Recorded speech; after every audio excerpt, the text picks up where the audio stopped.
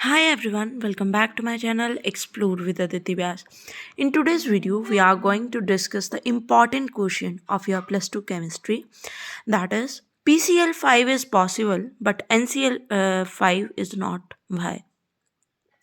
सो जो हमारे पास phosphorus pentachloride होता है ना, वो पॉसिबल होता है, ठीक है। उसका स्ट्रक्चर हम बना सकते हैं, वो मतलब पॉसिबल है बनाना, ठीक है। बट हम अगर नाइट्रोजन के केस में बात करें, ठीक है, तो उसमें पेंटा स्ट्रक्चर्स नहीं बन सकते हैं, ठीक है, पेंटाक्लोराइड नहीं बन सकता है। तो इसी रीज़न को हम इस वीडियो में डिस्कस करने वाले हैं। बट बिफोर दैट, अगर आप मेरे चैनल में नए हो और आपने चैनल को सब्सक्राइब नहीं किया है, then please subscribe to it. Alright, अगर हम फॉस्फोरस क्लोराइड की बात करने वाले हैं, पेंटाक्लोराइड की, तो सबसे पहले हमने यहाँ पे सेंट्रल मेटल एटम की बात करनी है, ठीक है।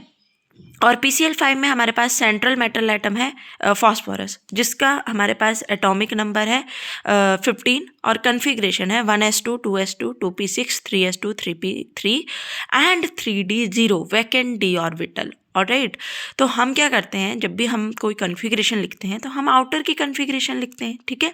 तो यहाँ पर हम आउटर की कन्फिग्रेशन लिखेंगे, alright, that is 3s2 3p3 and 3d0।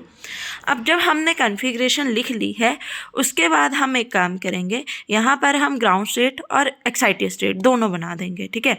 तो ग्राउंड स्टेट में जिस तरह से हमारे पास कन्फिग्रेशन है 3s2 3p3, तो 3p3 तो तीनों के तीनों सिंगल हैं। हमें कितने क्लोरीन चाहिए? 5 क्लोरीन चाहिए। हमारे पास वैकेंट डी ऑर्बिटल भी है, तो क्यों ना एक जो हमारे पास क्लोरीन है उसको एक्साइट करवा दिया जाए, ठीक है।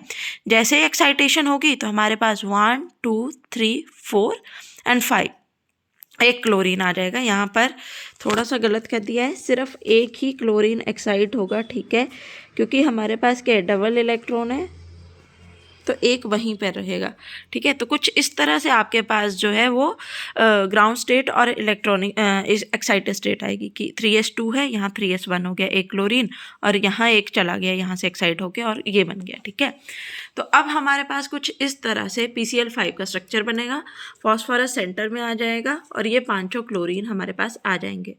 पर अब NCl5 के केस में देखें तो यहाँ पर क्या होता है, सेंट्रल एटम कौन है, नाइट्रोजन है, ठीक है। नाइट्रोजन की कन्फिग्रेशन 2s2 2p3 है, तो यहाँ पर 2d तो होता नहीं है, तो एब्सेंस है किसकी, डी ऑर्बिटल की। तो कन्फिग्रेशन ग्राउंड स्टेट की कुछ इस तरह से है, एक्साइटेड स्टेट भी ऐसे ही रहेगी, क्योंकि एक्साइट किसको करवाएं, वैकेंट डी ऑर्बिटल तो है ही नहीं।